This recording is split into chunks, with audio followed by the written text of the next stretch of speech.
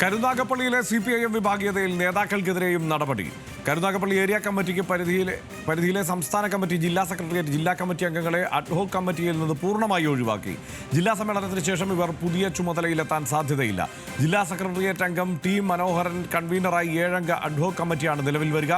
കൂടുതൽ വിവരങ്ങളുമായി കൊല്ലത്ത് നിന്ന് ഷമീർ അബ്ദുൾ ചേരുന്നുണ്ട്. ഷമീർ, നിർണായകമായ നടപടികളിലേക്ക് CPIM നേതൃത്വം കടന്നിരിക്കുന്നു. സാധാരണ സമ്മേളന കാലയളവിൽ വളരെ പെട്ടെന്ന് ഇങ്ങനെ നടപടികൾ ഉണ്ടാവാറില്ല. എന്നാൽ എന്തെല്ലാമാണ് ഇപ്പോൾ തീരുമാനങ്ങൾ?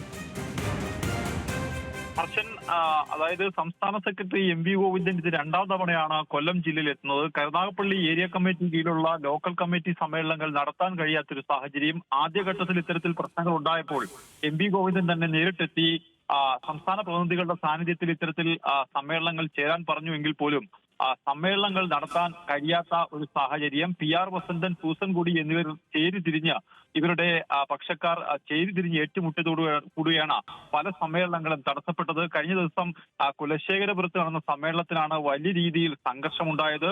ആ സംഘർഷം തെരുവിലേക്ക് വ്യാപിക്കുന്ന ഒരു സാഹചര്യമുണ്ടായി.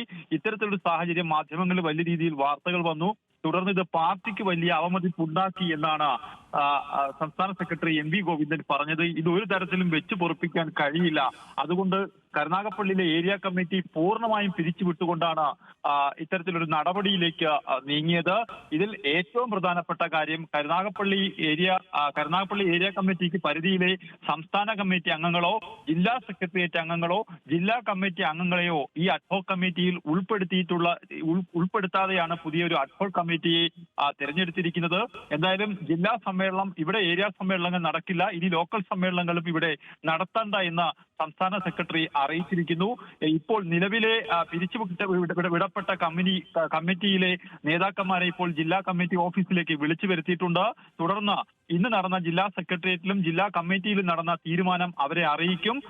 ഇതാണ് ഇനിയുള്ള നടപടി. എന്തായാലും പൂർണ്ണമായും കരുനാഗപ്പള്ളിയിലുള്ള നേതാക്കന്മാരെ പൂർണ്ണമായും ഒഴിവാക്കിക്കൊണ്ടാണ് പുതിയ അഡ്ഹോക് കമ്മിറ്റി നിലവിൽ വന്നിരിക്കുന്നത്. ഹർഷൻ, ഷമീറാണ് വിവരങ്ങൾ നൽകിയത്.